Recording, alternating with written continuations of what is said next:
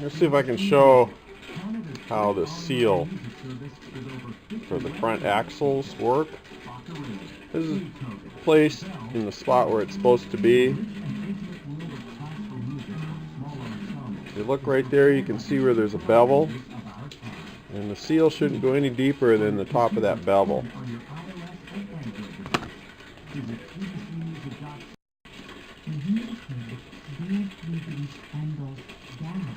This is a bearing. Set that in there,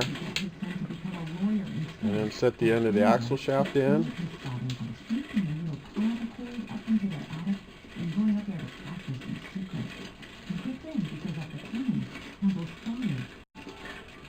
See how it slips over.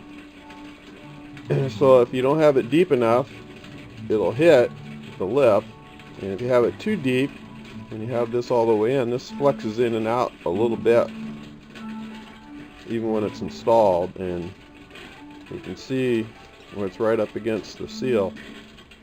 If it was pushed back, the seal was deeper than what it's supposed to be, there would be a gap. I don't know if that would be too important, because there is that lip right there that you want to get as much as you can. So that's why you install the seal to the depth of that bevel, which is about there, 0.37. That's as deep as you want it to go. And it wouldn't hurt if it was just a touch shallower than that.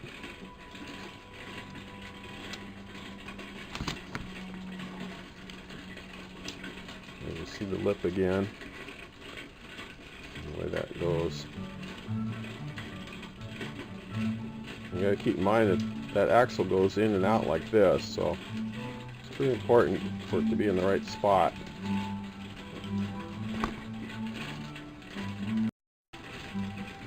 This is the installer that I made for the seal. It's a piece of ABS. I believe it's 1.5 inches. This is threaded. This is metal, but the guy could make it out of plastic.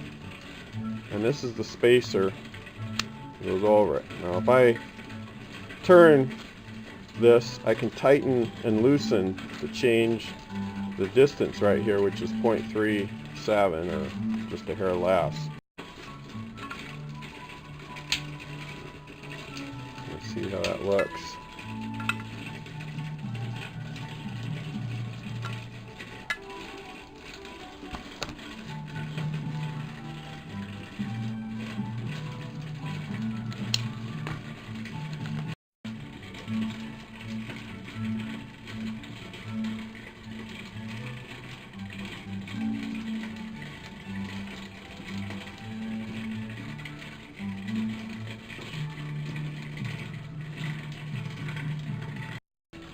When you're removing the seal,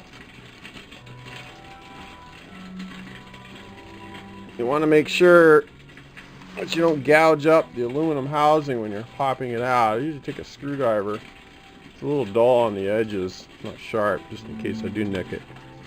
Don't ram it way in there. Just get enough so you can get it without. You want to drag against the side, and then you're holding it. Just this hand down here on the screw, just kind of pop it, and it'll pop out. Before you install the seal, it's a good idea to check closely on the surface that the seal will be resting in to make sure that it didn't get gouged when it was pried out, when the seal was pried out with a screwdriver. You run a finger around it without a glove on anyway. You can usually feel if there's any rough surface, and you'll want to smooth it off. When you go to install the axle, rotate this clip around. Put it so that the gap is on the bottom when you install it. And I usually put some grease on it to make sure it stays in that exact spot. It'll pop in there better if the gap is on the bottom. And then when you install it, if you use a tool like this is a homemade tool. It slips in there. And then when you stick that in there, you just wrap this with a hammer after it's lined up just right, and it pops it right in. Doing that makes it less likely for this spring to pop out the back side. But like I say, if you pack this with grease, before you install the seal. That'll help keep the spring from popping out. This is the tool. A friend of mine made it. This is a Beck Arnley seal, 0523521. I like to wipe the outside of the seal with some Permatex Forma gasket, non-hardening. That way it slides in there easier and it gives a little extra seal.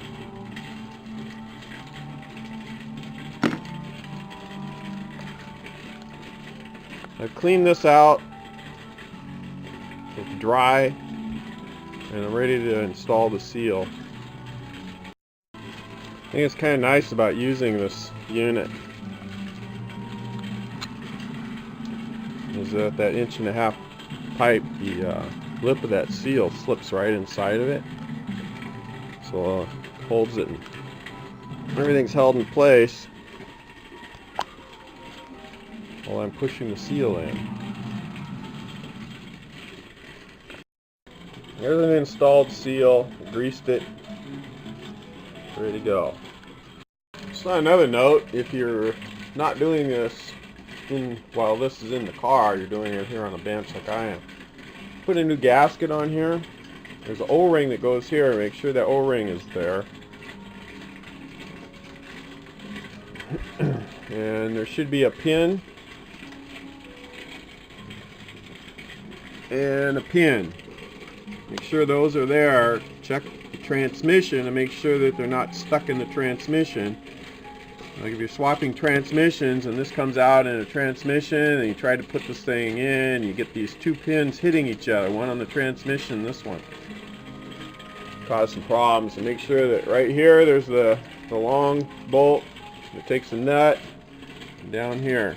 The other thing you want to look at is the throw-out bearing.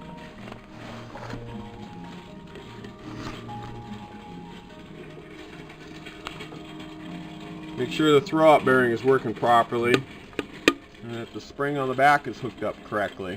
It attaches it to the arm.